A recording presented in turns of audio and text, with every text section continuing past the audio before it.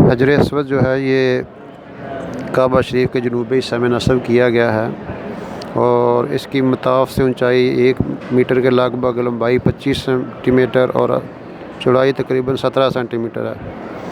کعبہ شریف کی دیواروں میں اس پتھر کے مختلف ٹکڑے جڑے ہوئے ہیں۔ شروع میں یہ ایک ہی ٹکڑا تھا، لیکن بعد میں کچھ ایسے حادثے پیش آئے جس کی وجہ سے اس کا ظاہری حصہ ٹوٹ گیا۔ اب اس کے چھوٹے چھوٹے 8 ٹکڑے ہیں، ان میں سب سے بڑا ٹکڑا کھجور کے برابر ہے۔ ان ٹکڑوں کو ایک پتھر کے بڑے ٹکڑے میں جوڑا گیا، پھر اس پر چاندی کا فریم لگا دیا گیا ہے، اور یہی وہ ٹکڑے ہیں جن کا بوسہ لینا سنت ہے۔ اور رسول پاک علیہ الصلوۃ والسلام نے فرمایا کہ حجر اسود جنت سے آیا ہوا پتھر ہے، یہ دودھ سے زیادہ سفید تھا اور بنی آدم کے گناہوں نے اس کو کالا کر دیا۔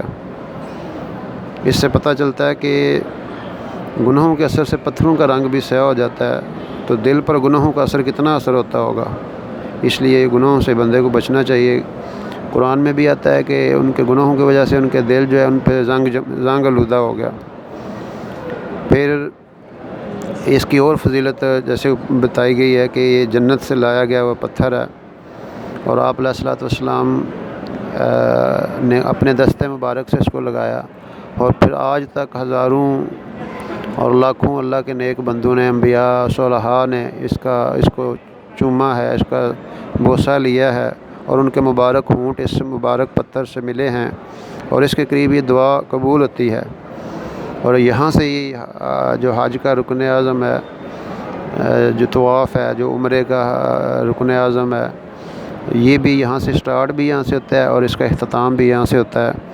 اور رسول پاک علیہ الصلوۃ والسلام نے فرمایا کہ اللہ کی قسم، اللہ تعالیٰ قیامت کے دن حجر اسود کو اس طرح حاضر فرمائیں گے کہ اس کی 2 آنکھیں اور 1 زبان ہوگی، جس سے یہ اپنا بوسہ لینے والوں کے ایمان کی گواہی دے گی۔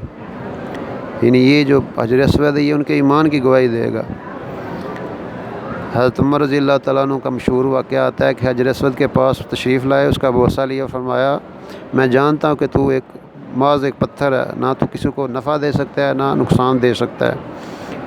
اگر میں نے تجھے رسول اللہ صلی اللہ علیہ وسلم کو بوسہ لیتا ہوا نہ دیکھا ہوتا تو میں بھی تیرا بوسہ نہ لیتا۔ یعنی میں سنت کو پورا کر رہا ہوں، میں سنت ادا کر رہا ہوں۔